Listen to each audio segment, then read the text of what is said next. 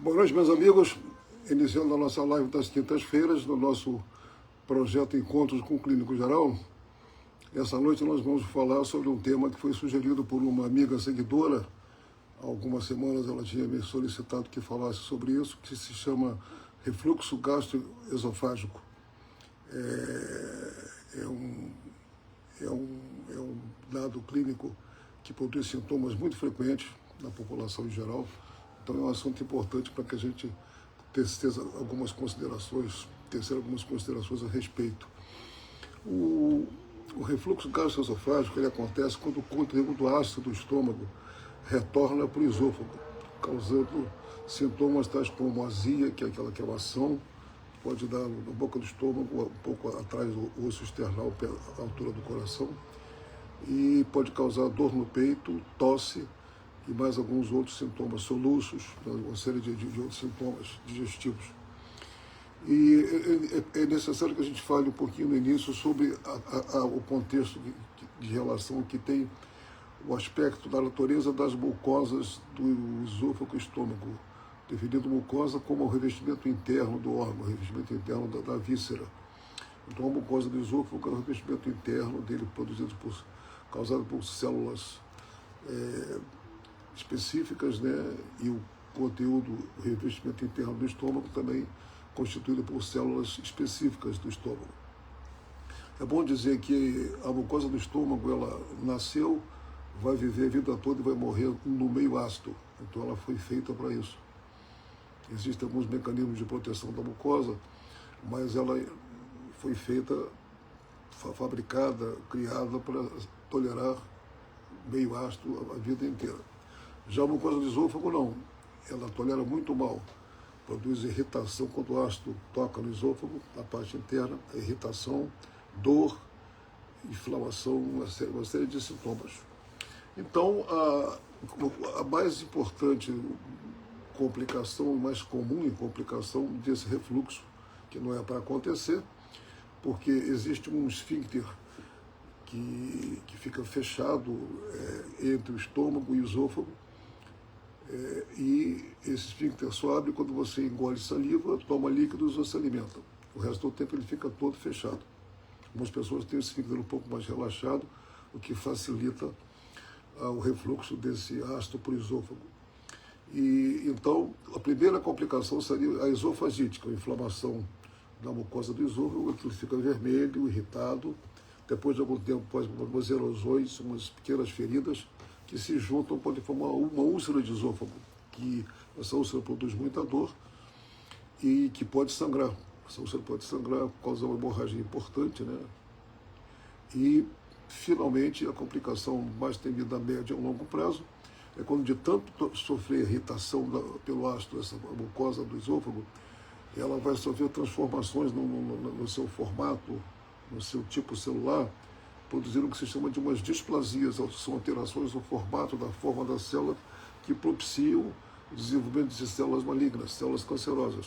Então, a complicação médio a longo prazo, mais a longo que a médio, da esofagite não tratada é uma metaplasia intestinal, geral aparecem umas células de mucosa intestinal que depois se tornam células malignas, produzindo câncer de esôfago, que é uma doença grave, muito grave.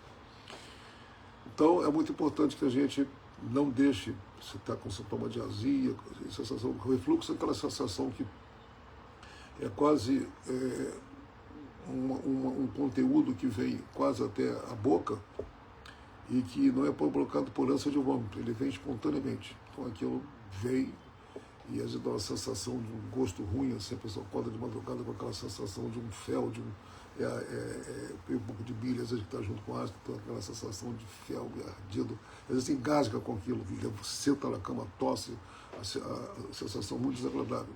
Às vezes parece que é um ataque cardíaco, porque o esôfago se coloca atrás do coração. Então uma dor no esôfago pode confundir, uma dor no peito, que pode confundir com uma dor cardíaca.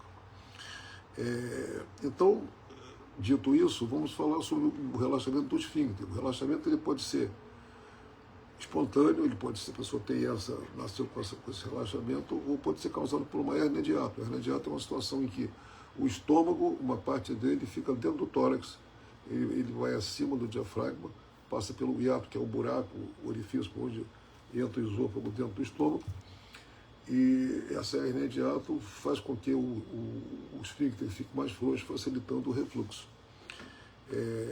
Então você pode ter refluxo com hernia de hiato ou sem hernia de hiato. Não é necessário que tenha hernia de hiato para ter refluxo. E com isso a gente fica pensando como é que a gente vai tratar isso, né? E se você tem muito refluxo, muito azia, para procurar o seu médico, o seu gastroenterologista, ele possivelmente vai lhe pedir uma endoscopia digestiva alta, uma gastroscopia, né?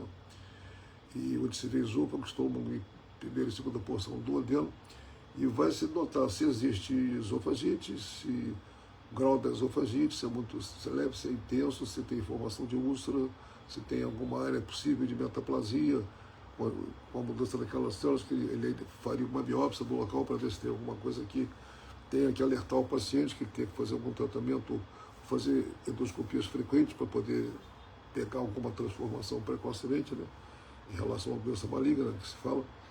E como é que se trata essa esofagite, esse refluxo, né? Qual é o tratamento? Né? Você tem o tratamento antigo, né, que era preconizado quando as medicações e a dieta não surtia muito efeito, o doente sofria bastante, o paciente queixoso quase que diariamente, se indicava uma cirurgia para corrigir anatomicamente a hernia de hiato. O estômago era puxado de volta para o abdômen, aquilo fazia uma cerclagem, que é uns pontos para aquilo fique apertado, que é como deveria ser, para não permitir que o estômago volte para o tórax. E o resultado não era muito interessante, não. Em alguns casos melhoravam, outros, apesar da cirurgia, não melhoravam. E naquela ocasião nós tínhamos um armamentário terapêutico muito pobre em relação a antiácidos e inibidores de acidez. Dos anos 80 para cá começou a surgir os inibidores de bomba de próton, né, conhecidos por todos aí, todos os pacientes já conhecem eles como o omeprazol, o pantoprazol, esomeprazol, todos os prazóis, que são potentes medicamentos que inibem a acidez. E uma vez que a acidez é inibida, quando você tem um refluxo para o esôfago, o líquido que sobe é um líquido quase nada ácido, que já está com efeito medicamentoso. Então a irritação quase não acontece, isso acontece em grau mínimo. Então, praticamente a cirurgia hoje, excepcionalmente, um paciente muito resistente, que não se dá com tratamento nenhum e que tem uma hernia de hiato grande, que não resolve com medicamento nem dieta, é indicado uma cirurgia. Mas isso aí é exceção à regra. Né?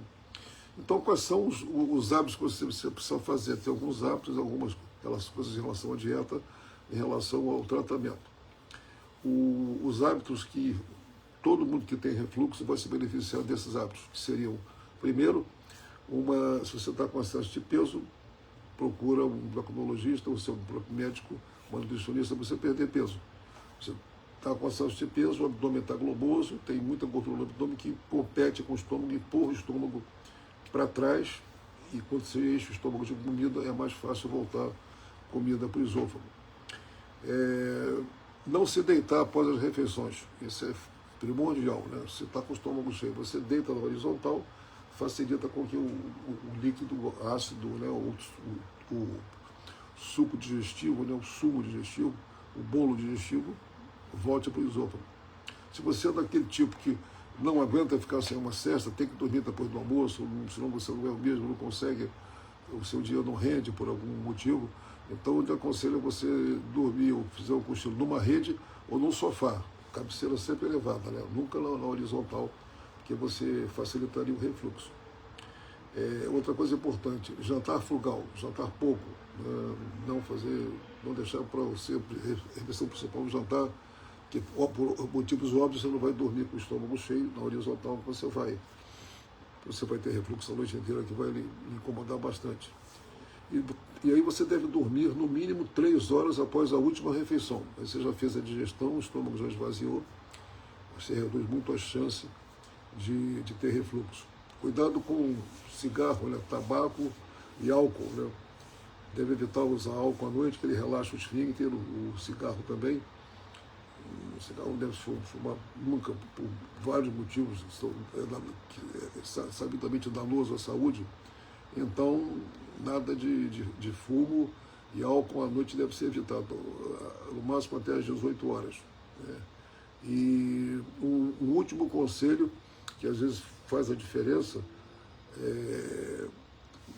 você aconselha o seu paciente para que ele levante uns 20 centímetros, um palmo mais ou menos, os pés da cabeceira do leito de dormir, da cama de dormir.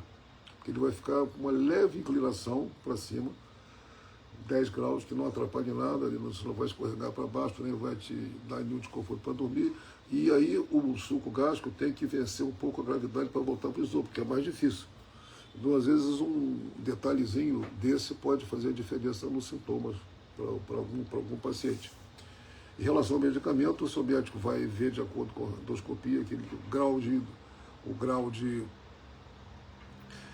esofagite, o grau de inflamação que você tem, ele vai te medicar, gerar os tratamentos de 6 a 8 semanas e vai te indicar para você perder peso e vai principalmente orientar todos esses detalhes que são muito importantes, né? Cuidado com o chocolate também. O chocolate, em quantidade grande à noite, ele facilita o refluxo, ele relaxa o esfíncter e a gente tem mais refluxo à noite. Então, amigos, ficamos por aqui, desejando a vocês um final de feriado por aqui do Rio de Janeiro. Final de feriado, hoje é o feriado que era municipal, acho que agora é estadual, mas nos outros estados não é feriado. Um bom final de semana. Na semana que vem vamos falar sobre mais um tópico, né? Que será anunciado na segunda-feira, provavelmente vai ser feito na quarta-feira. Eu vou estar viajando na próxima quinta, então será na quarta noite, mas vai ser anunciado na segunda-feira. Um grande abraço para todos e até lá então. E cuidem-se, porque a saúde é o bem mais precioso que a gente tem. Um grande abraço.